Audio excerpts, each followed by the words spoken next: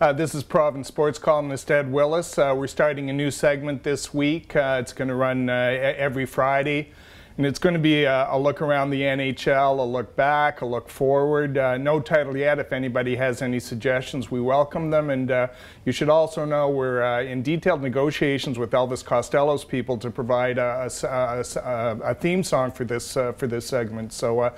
We'll update you with news there. We're going to start our trip around the NHL in Buffalo this week, where it looks like the Sabres and Carolina Hurricanes are in a frenzied battle for the right to pick Uber prospect Connor McDavid this summer. It's close.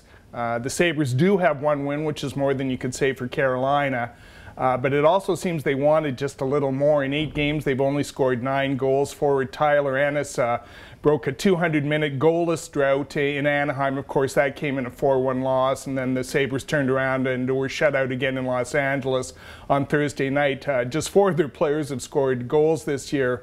Now, as a result, and not surprisingly, Tyler Myers, who's probably their best players, is the subject of trade rumors, and the intel has him going to Detroit for a package which includes the University of Michigan's Dylan Larkin. Now, if they lose Myers, that just might sew up McDavid for them, because they won't have much left after that. Our next stop's going to be in Columbus, where the Blue Jackets received some unfortunate news regarding center Nathan Horton. Horton looks like he's done for the season with the degenerative back problem, which is also threatening his career. And this is a real body blow for the Blue Jackets, a good young team who've assembled some really nice pieces, and they need Horton's presence, his production, his experience, his leadership, and it's had a big impact on the team. Here's defenseman Jack Johnson on Horton and what he means to the Blue Jacket.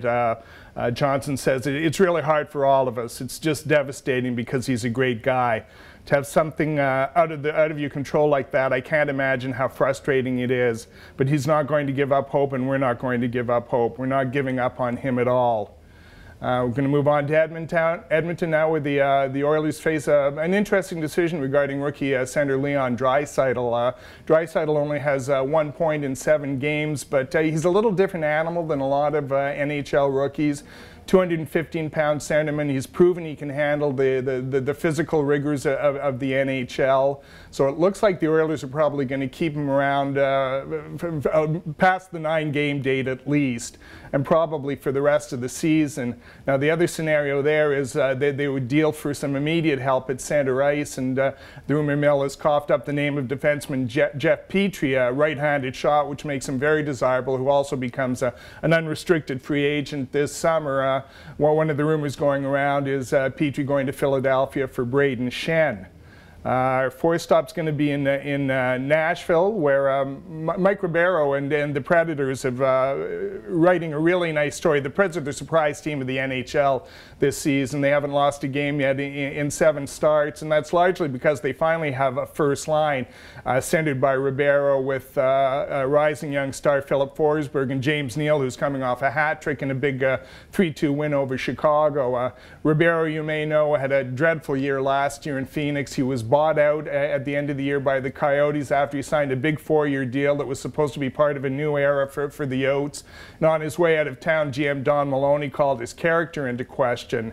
Preds ended up signing him for the bargain basement price of $1 million, and he looks like the buy of the off-season. But this week there's a little back and forth between the Coyotes and Ribeiro. Ribeiro said of Maloney's comments, "Yeah, I was surprised a little bit when what he said, because that stuff's usually kept confidential," Ribeiro said.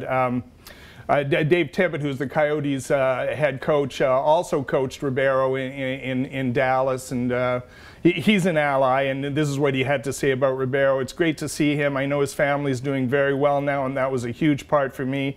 He's got a wonderful family, and to see them back together and his life moving on, that's really positive."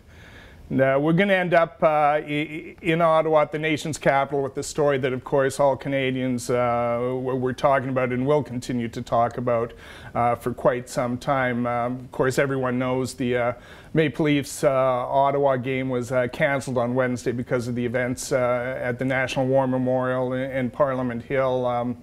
still, it was a surreal scene around the cenotaph on Wednesday.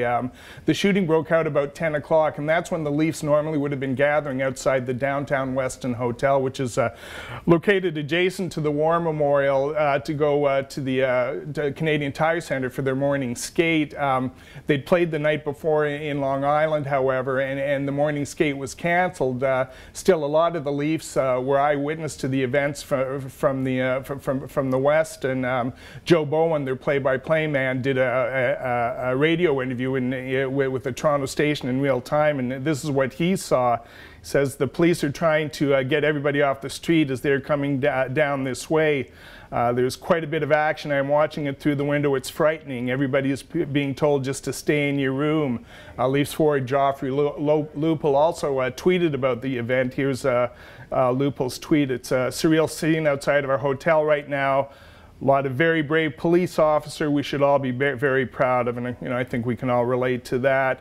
The Senators, for their part, had already assembled at the Canadian Tire Centre for their morning skate when the news broke, and of course reporters asked them for their reaction. I thought Chris Phillips, the veteran Senators defenseman, his words were especially poignant. He said, "You see it happen around the world and you never expect it to happen in your own backyard. It's pretty scary." So we'll sign off with that, and we'll see you next week.